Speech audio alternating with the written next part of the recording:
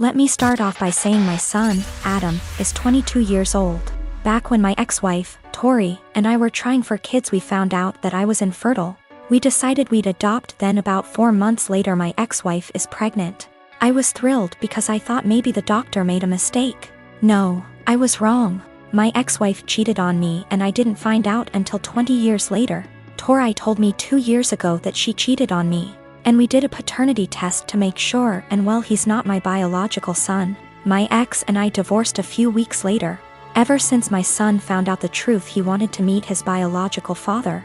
He did, and they started to become really close. It hurt me much more than I thought it would. He's an adult, he can make his own decisions, but it hurt really bad. They started to bond really well, and all of a sudden Adam became really distant from me. It's been like this for almost a year and a half. I tried to text him to make plans for dinner and he said he's busy with Chris, biological father. I tried numerous times to connect with him by calling and texting, but he never made plans aside from like a meal every other month. We used to do stuff every other week, but it's been completely different since he found out about Chris. I couldn't stand it. My son, who I raised since he was a baby, treated me like I didn't matter. Anytime we'd actually have plans, he would still be cold and distant. What I mean by that is became much more defensive of his personal life. I'd ask him how classes or friends were and he'd just say they were fine but never go deeper than that. He also changed his major from econ to computer science and didn't even mention it to me until a year later. I told him how much he was hurting me because of how distant he was and he apologized and said he'd do better. He never did. I told him numerous times and he never changed. He was still distant.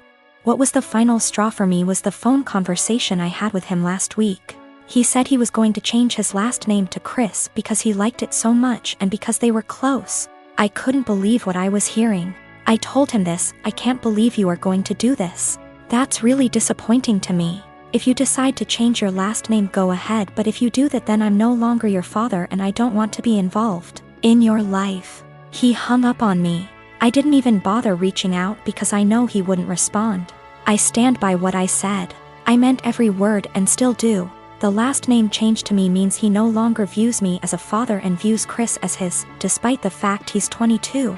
My family told me I'm being unreasonable, meanwhile my best friends think it's reasonable. After I found out about Chris, I took a couple of days and didn't speak to my ex-wife or Adam. They didn't contact me. I didn't contact them. I needed a break. A lot of you are asking for a deeper meaning behind this, and I think I finally figured out why he's been so cold. A few months before my wife told us the truth, we were in a very long argument. His grandma, my mother, left a big inheritance for him that I am fully in charge of. Enough to pay for college and have enough wiggle room to not stress all the time about it. After a semester of university, he started dating this girl. He was head over heels in love with her. I never met the girl, so I have zero clue how she felt about the relationship. Suddenly, after a few months of dating, Adam asked me for about $3,000 to be deposited into his account from the inheritance. I already paid for the semester, so this was odd to me. I asked Adam why he needed the money. He said his girlfriend was having trouble paying for her tuition and asked my son to help. I told him no because it seemed to me that she was treating him like a piggy bank. He spent over $1,000 on her in just under a few months. He would constantly talk about how he loved going shopping with her so he could buy her things. To me, she was just after my son's inheritance, and I was right. What I said to him was basically this: Adam, you haven't been dating this girl for very long at all, and for me to give you that much money just to spend on her after a few months doesn't sit well with me. That's the money your grandmother left you for your college career, not hers. If you two were more serious, then I would think about it, but I'm not giving you that much money to just give your girlfriend. Turns out my guess was right and she was after his money. They broke up shortly after and have had an on-again, off-again relationship ever since. He was upset with me, but he eventually got over it after a few months. Then we found out about my ex's affair. I don't know if that's the real reason he's so cold. That was a huge argument that went on for weeks until she left him. A couple years ago, a close friend, Ashley, started a long-distance relationship with a guy, Chris. He has been really good to her, and after meeting in person a few times, they decided to move in together.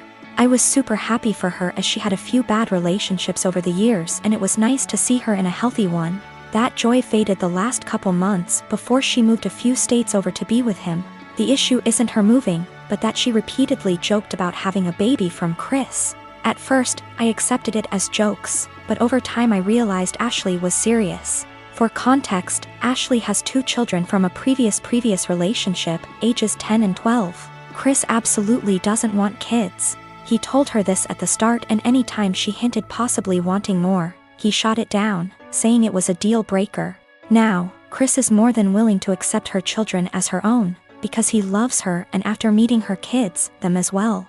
He's accepted that they are a package deal with her, and since they are at an age where they are semi-independent, it's not an issue for him.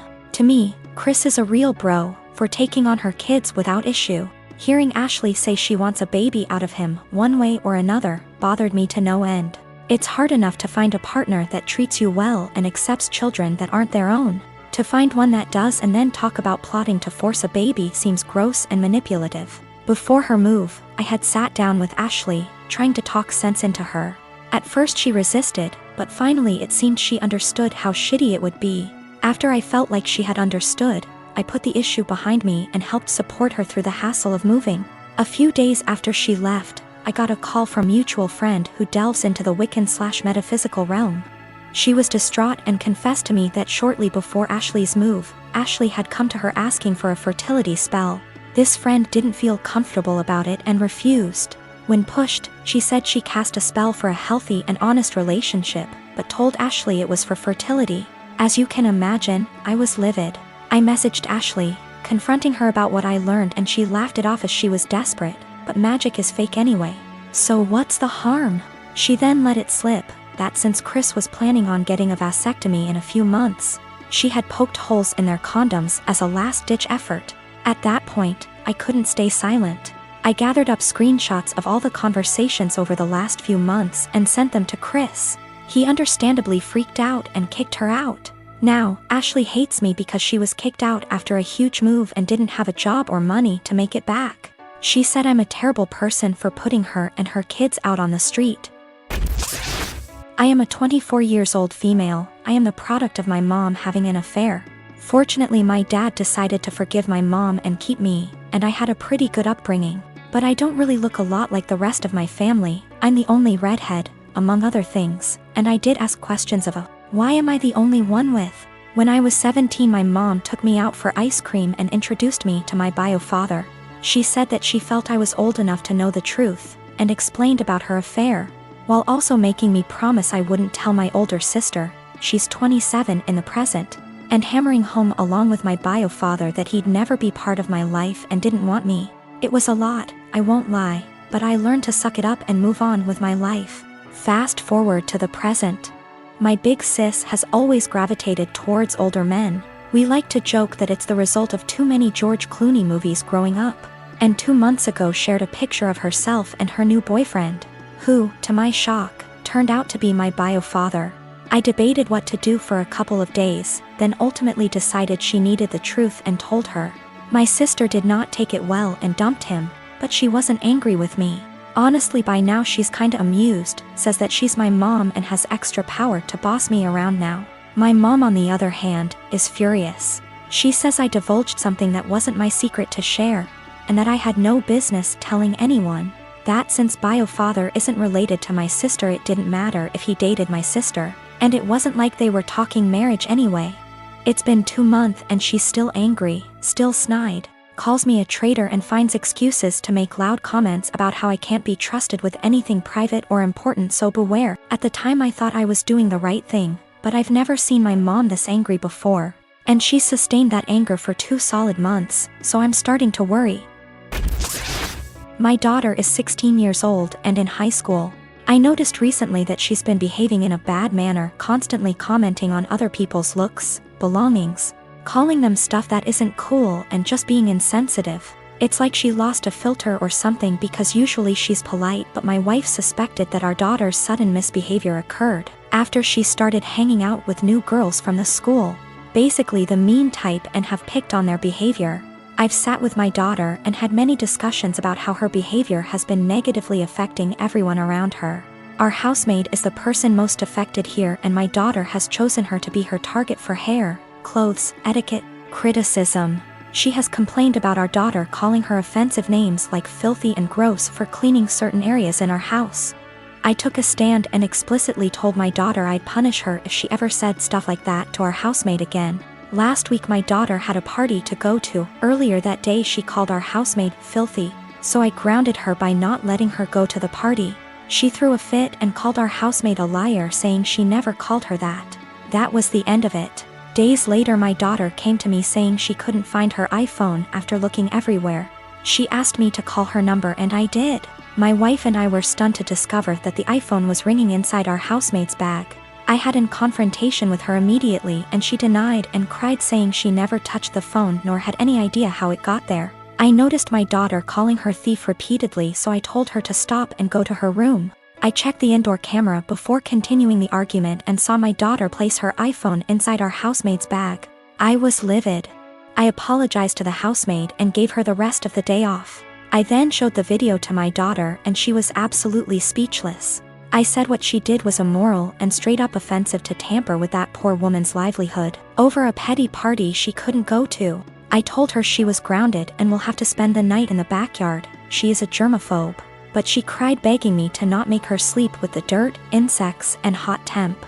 I refused to discuss it or I'd make it 2 nights. My wife said I should go easy on her, but I said calling people filthy and accusing them of stealing wasn't okay. In fact, it was the absolute worst. I then went through with my punishment. The reason I chose this punishment was because of the fact that my daughter says she is a germaphobe and used this as excuse to insult others' hygiene and appearance. Our backyard has dirt and bugs in it, and this kind of things get her uncomfortable, but other than that the backyard is 100% safe. I have always been civil with my half-brother.